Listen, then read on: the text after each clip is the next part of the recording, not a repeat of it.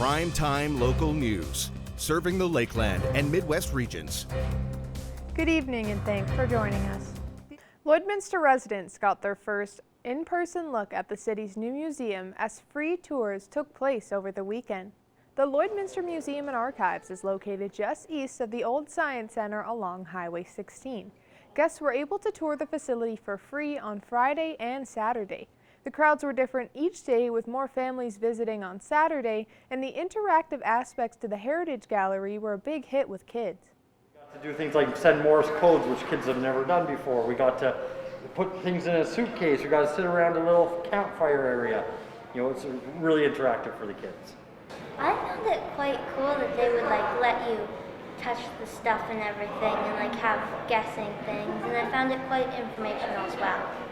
Officials are happy with the weekend's turnout and are hoping to have more of the community out to see what the new museum has to offer. They are also excited to see the return of some popular programs. Many of our art programs are returning in the new year.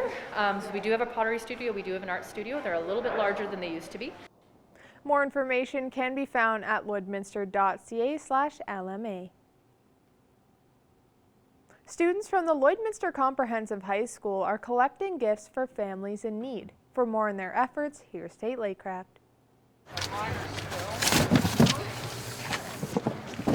They call it Rudolph's Roundup, which for 24 years has helped support families via the Lloydminster Interval Home Society. Ushaya Hager is the president of the LCHS Leadership Program as she spoke to the importance of supporting the charity. I don't think a lot of people know about just the scope of how many things the Lloydminster Interval Home does. So they do second stage housing, they do the youth center, and just other community support programs. And so other things that they could donate would be deodorant, shampoo, soap, conditioner, things like that. Through the first 3 days of last year's fundraiser, 22 donations were counted and bagged. In the same period of time last week, more than 20 times that figure were counted, with over 400 donations. Seeing their passion and drive to really support those less fortunate in our community during the holiday season is very inspiring. Donation boxes are located at Winners, HomeSense, and Sheepskin Loft. To learn more, as the fundraiser heads into its second week, you can check out the Lloydminster Public School Division on Facebook. For Primetime Local News, I'm Tate Lakecraft. Students at Holy Rosary High School now have a new space to call home and further their education, as earlier this morning, a new media studio was unveiled. From September until now, after over a year of planning and months of construction, the Lloydminster Catholic School Division, in collaboration with Synergy Credit Union, was excited to unveil the Synergy Studios. Synergy has worked with Holy Rosary in the past, one of their projects being the Synergy Vault. They're excited to help the school take another step forward with the studio. I was just in awe, to kind of see the flow of the students today and all the little things that they're working on. And the awe even got greater as he started to stop at each workstation and ask questions about what are you doing, why, and what does this do. Is holy, right? They're going to have skills today that I would only hope to get in the future. The studio provides a home for over 200 students at Holy Rosary. Teacher Skye Ferguson had been consulted throughout the entire process and is excited she now has a place she can call her own, with equipment that is industry standard and allows the students to better enhance their skills.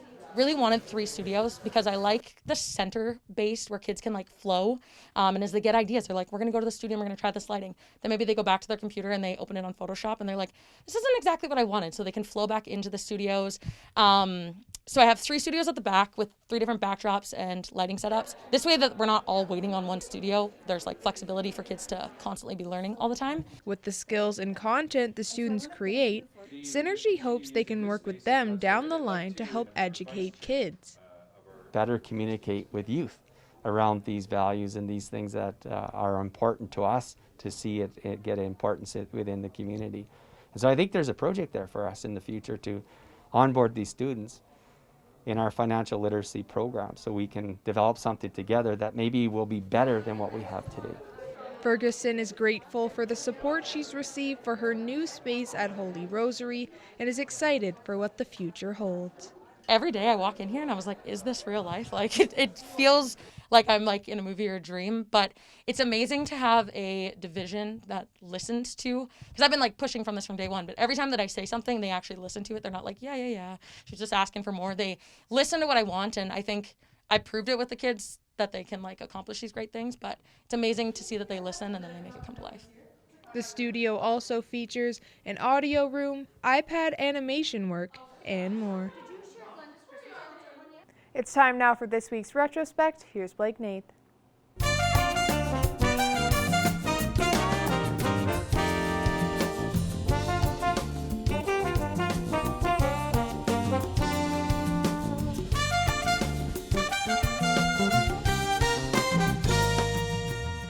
This week in retrospect. Back in 91, alcohol aficionados rejoice as off sales take off in the border city. The Grog Shop is in the Wayside's lobby. It carries a wide variety of spirits as well as the usual beers and wines. But hotel manager Paul Douglas says his shop isn't a liquor store. It's a service that is out there. Our hours are quite different. We're open to 11 o'clock at night. We open at 10 in the morning. We take credit cards, which by and large liquor stores do not take. The hotel buys its alcohol from the ALCB outlet in Lloydminster, which doesn't put it in competition with the store. ALCB spokesperson George Rojevich says the two outlets are very different. The services offered by the hotel is longer hours. Certainly the liquor outlets provide a wider range of product, but hotels, in addition to their licensed premises and the services they provide, have the opportunity for off sales. Being situated on a provincial border, Lloydminster has two liquor boards. Saskatchewan Liquor Board spokesperson Catherine Uyghur says even though the hotel doesn't buy its liquor from their outlet, she doesn't see the Grog Shop as competition. Noted over the last 10 months that sales at the Saskatchewan store have increased significantly over the same period last year, and we attribute that to high levels of service and selection, and we anticipate that off-sale spirits by the hotel in Lloydminster are not going to significantly impact on our business at all. And back in 96, stinky sinks seep sewer smells. And that sucks. Poor road conditions are not the only problem snow creates. It builds up on your roof, and that may plug off your sewer vent. It can be, depending on how your house is set up and how your vents are, and if your vent is on maybe the side that gets blown clear of snow, you may not have a problem. But once the snow builds up higher than the vent stack, it can form ice and eventually plug the vent off.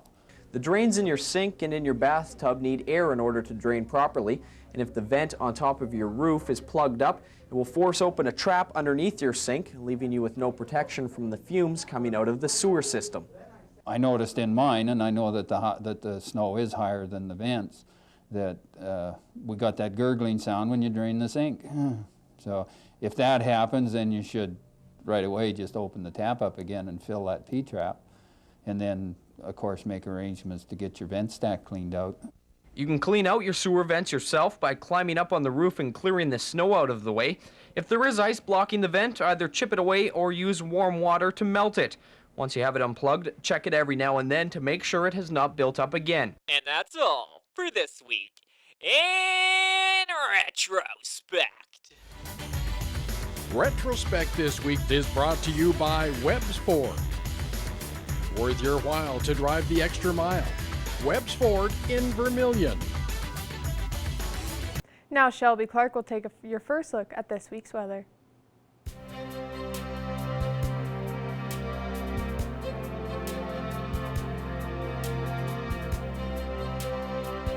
Thanks, Thanks so much, Jasmine. A first look at your weather forecast for here in the border city. We are seeing a beautiful day today to start off the week. Great weather for a Monday, I would say. Here we are sitting at +1 with a little bit more sun peeking behind those clouds. So hopefully everybody enjoyed this nice weather today, because we will be cooling off later on throughout the week. And switching over to temperatures across the region for Alberta and Saskatchewan. On the Alberta side, most are seeing that around that 0 and +1 mark. Lac-La-Biche is a little bit cooler, seeing -3 degrees, -1 in Cold Lake, while Edmonton is seeing +2, as well as down in Wainwright. Vermilion is at +3, while Provost is seeing the warmest at 4 degrees. Switching over to the Saskatchewan side now, they are seeing what we are seeing on the Alberta side. They are seeing the same temperatures here, -3 in Isle Lacrosse, so they're seeing a little bit of cooler temperatures. 0 in Green Lake, Pearson, Ain St. Walburg, 2 in Meadow Lake, while Maidstone is hitting that 1 degree mark as well. North Battleford is at that 3 degree mark, and Macklin is the warmest, seeing 6 degrees.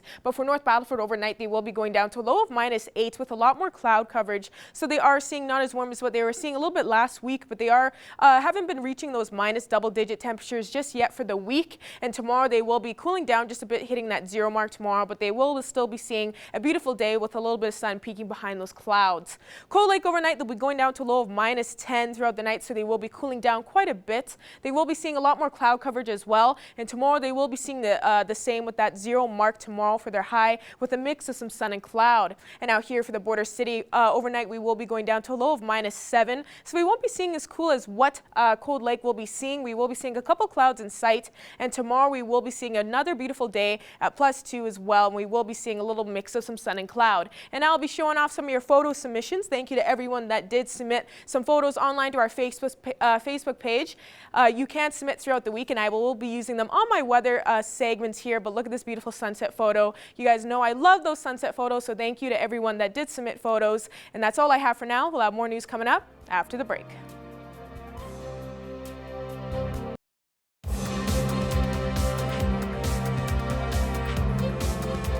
Now to the world of sports, where Jace Mackey and Evan Kenny discuss events from this weekend's NHL action. Well, this past weekend in the NHL, an infamous play took place between two enforcers. Now, Evan Kenny joins me now to talk a little bit more about this. Now, Evan, there's a lot to get into here. So first of all, can you kind of just break down what happened? Yeah, Jay, so this was on Saturday night in a game between the Ottawa Senators and the LA Kings. The two players taking part in this being Ottawa Senators captain Brady Tkachuk and Brendan Lemieux. Both of these guys, no stranger to a little bit of roughhousing, as Brady Tkachuk led the NHL last season with 7 fighting majors. Brendan Lemieux not far behind with 5 fighting majors last season. So they did get into a fight in the last 10 minutes of the third period in this game. So something, not really out of the ordinary as well. Both these guys are second-generation fighters. Having their dads done the exact same role when they played in the NHL. So as this fight was concluding, both these players were on the ground. And then it seemed as though Brady Tkachuk got up and he was holding the side of his hand. It turned out, or at least Brady Tkachuk claims, that Brendan Lemieux did bite the side of his hand as the fight was wrapping up. No, obviously things on the ice were heated after this, but things continued off the ice as Brady Tkachuk had some choice words. Yeah, definitely some choice words, to say the least here, Jace.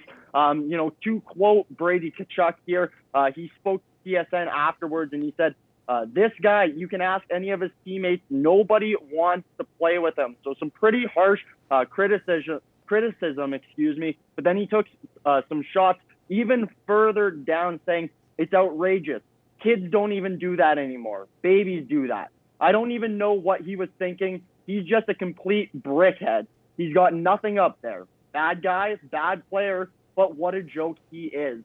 So after that was said, right after the game, the next day, Sunday, Jonathan Quick, goaltender for the LA Kings, he jumped to the defense of his teammate in Brendan Lemieux. Jonathan Quick said, what I can tell you is that that any comments that were made about Lemieux were garbage. He's a valuable player who sticks up for his teammates. We all support him, and I'd rather have him on my team over that kid any day of the week. So very choice words by both sides of this thing. It'll be interesting as well, just seeing what happens. All right, Evan. Well, this isn't the first time that the NHL fighting incident. I think back in the 2015 Stanley Cup Finals, Andrew Shaw was suspected of biting, but nothing ended up coming of that. You have to go all the way back to 2009 when a player actually was suspended for this. So what do you think is going to happen after this?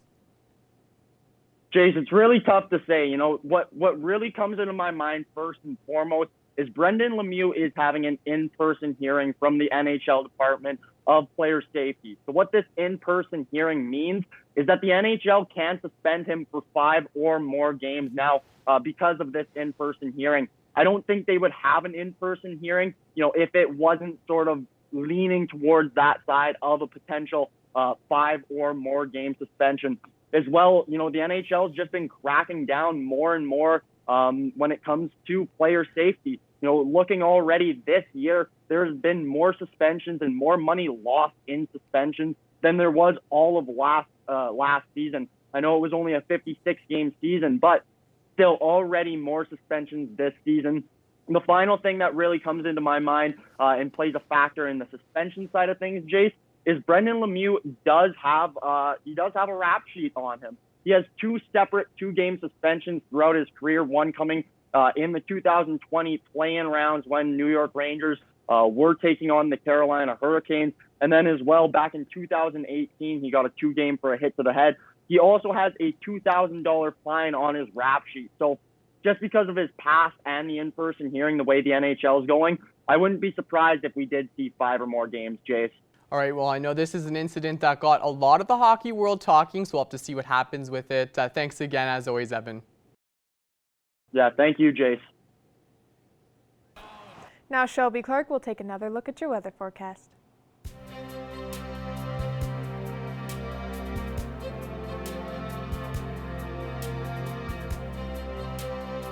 Thanks so much, Jazz. And now taking another look at your weather forecast, we take a look at temperatures around the central region of Alberta and Saskatchewan. Here on the Alberta side, they're seeing some nice warm temperatures in those plus degrees here in most spots.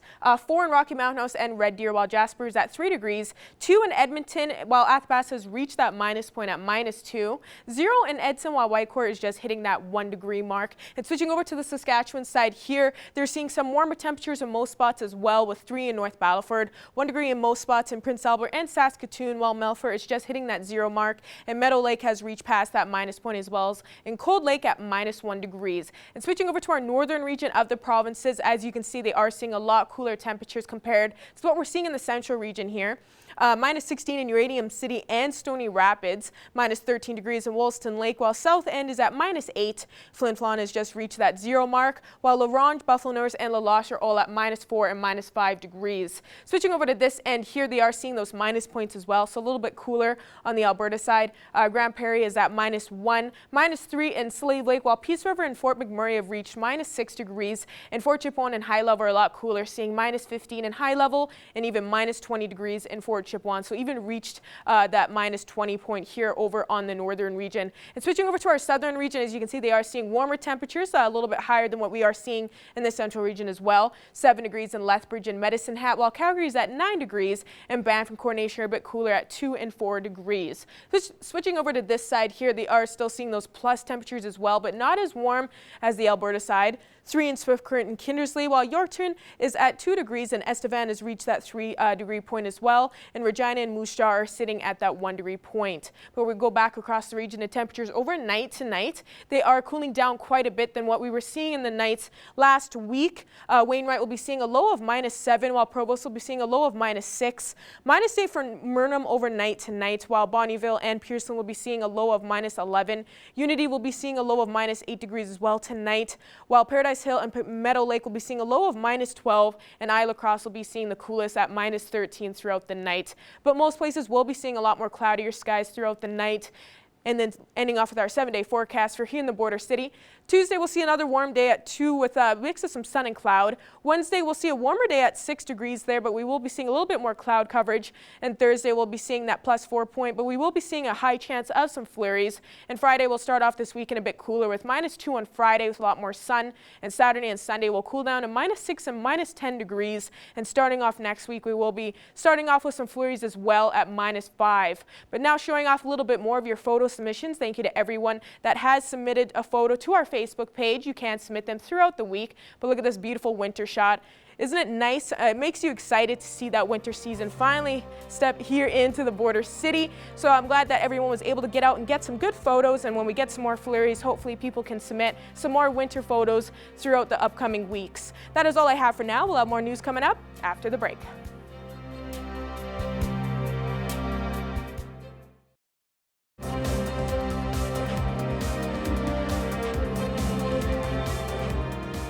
Today I'm joined by Lauren Davidson from Legacy DIY to get a couple of details on their upcoming Christmas events.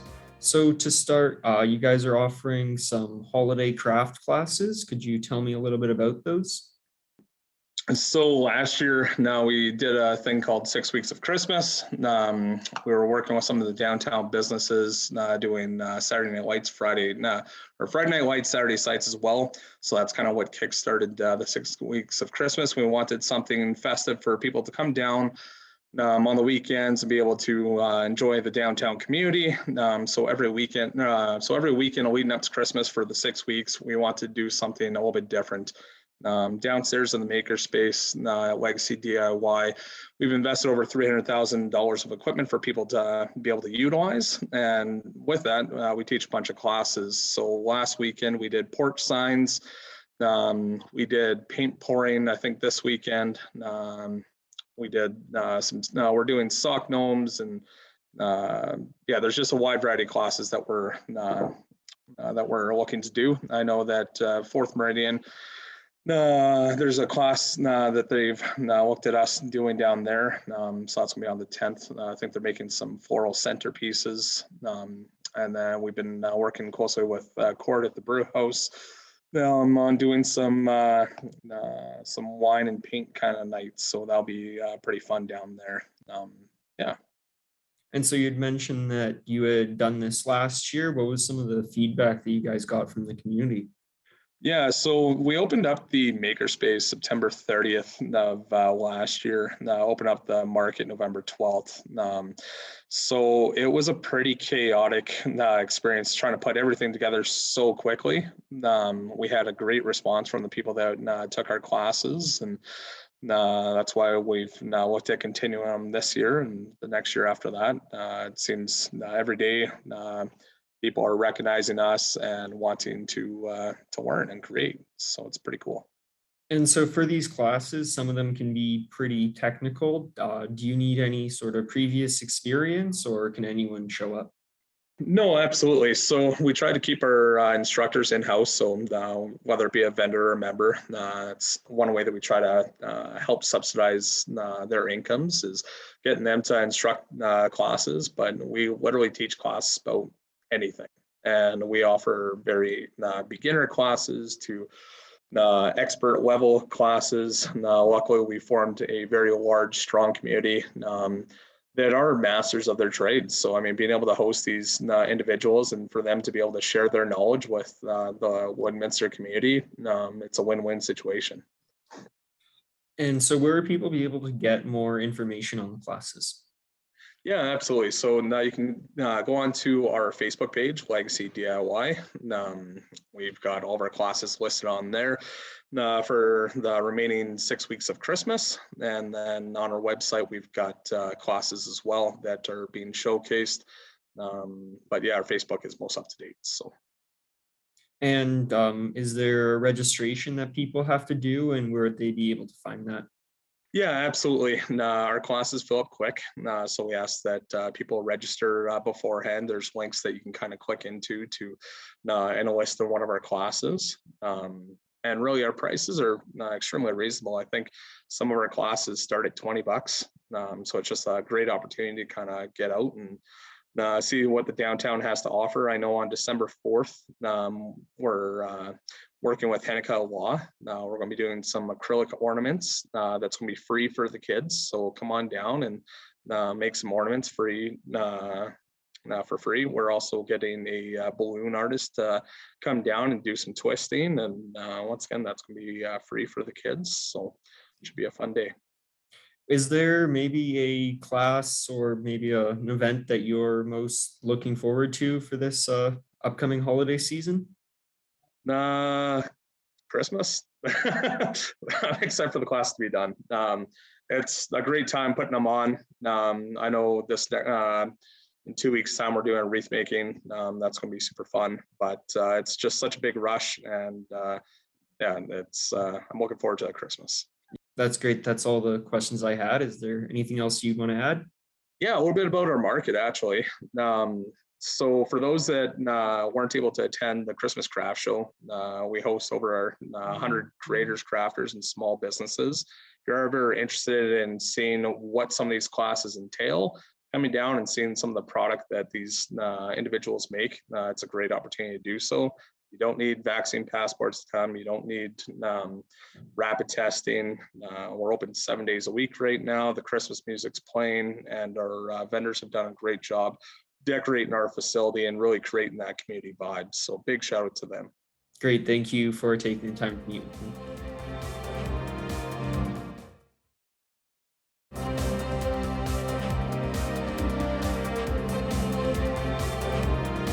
We're joined here today with Jenna Green, author of Winston, the Well-Dressed Wombat, a new children's book that she has just released. Thank you so much for joining us today. Now, what can readers expect in this new book for their kids? It's about a quirky little wombat who has his own special sense of style and doesn't care that it doesn't match maybe what other people might wear or think or do. But also he uses his sense of fashion to show his kindness by loaning out a striped pair of socks or a jacket to a dragon in need, which just shows that you can be unique and you can be caring and it's okay to be different. Was there a moment that inspired you to write this kid's book? Normally for my books, I do. I can usually pinpoint exactly where that idea came from. In this case, not so much. I know I saw the name Winston on an election sign as I was driving down the road, but the actual idea for him being a wombat and being a well-dressed wombat, that I'm not 100% sure this time. But I know that overall, my interest in picture books and stories for younger readers are definitely inspired by my daughter and all her friends. Nothing like hanging out with a bunch of 5-year-olds. And you were saying that this is your first ever children's book that you have written, correct? That's right. I've been known for my young adult series, my Imagine series, and my Reborn Mark series, but this is the first for the younger audience. Now, how was the process of writing and working with an illustrator for this? Interesting. Obviously, there is a lot of work that goes into a children's book, but maybe not the breadth that would come with a full novel, but trying to work in rhyme in this case to keep your message concise and follow the right rhythm. So different things that you have to keep in mind. And I was quite fortunate in this case. I got to pick my illustrator and she did an amazing work. I wanted really bright illustrations, very engaging, and she just did a phenomenal job. And how has support been so far since releasing your first ever children's book? It's great. My husband and father finally read one of my books. And of course, my daughter and all her friends have shared their opinions. I teach young readers, age 6, age 7, and they thought it was funny and quirky and cute. From seeing the strong support from your first ever kids book, do you plan to do more in the future? I think so. I think I've got a lot more inspiration coming from my daughter, her friends, and all the students I work with. Maybe something about every little kid's love for dinosaurs and superheroes, or how no one ever seems to want to eat their supper no matter what mom makes. So we'll just have to see what I can come up with and what illustrators I can collaborate with. Is there anything else you want to add, like what's coming up that your fans can expect and they should know about? Sure. The third book in the Reborn Mark series is kind of in that pre-production edits, final edits and things like that. So hopefully in the next 6 to 9 months, that'll be coming out. And just after Christmas, when the new year hits, I will have a short story in an anthology. And I'm not really known for my short stories either. So hopefully this strikes the right vein and maybe get some new readers that prefer shorter works, and also get to celebrate other authors that are involved in this project. So lots of things coming down the pipeline, and I'll just keep creating so that there's always something new to talk about. Well, thanks again so much for joining us today, Jenna. I'm glad to hear that you have some great support from your first ever children's book. Thank you. Thanks for having me. We'll now be ending off with taking another look at your 7-day forecast here. Tuesday, we will see a nicer day with 2 degrees with a mix of some sun and cloud as well, so make sure you're getting out and enjoying that. Wednesday, we'll see a warmer day at 6 degrees with a little bit more cloud coverage, but Thursday, we will be seeing a high chance of some flurries once again. But Friday, we will still see not too bad of a temperature with -2 with a lot more sun. And starting off this weekend on Saturday and Sunday, we'll cool down to -6 on Saturday and -10 on Sunday to end off that weekend, a little bit cooler with a 50% chance of some flurries as well to start off next week, and that'll continue on into next Monday at -5. Thank you for joining us on Primetime Local News, and you can watch the second hour on CITL.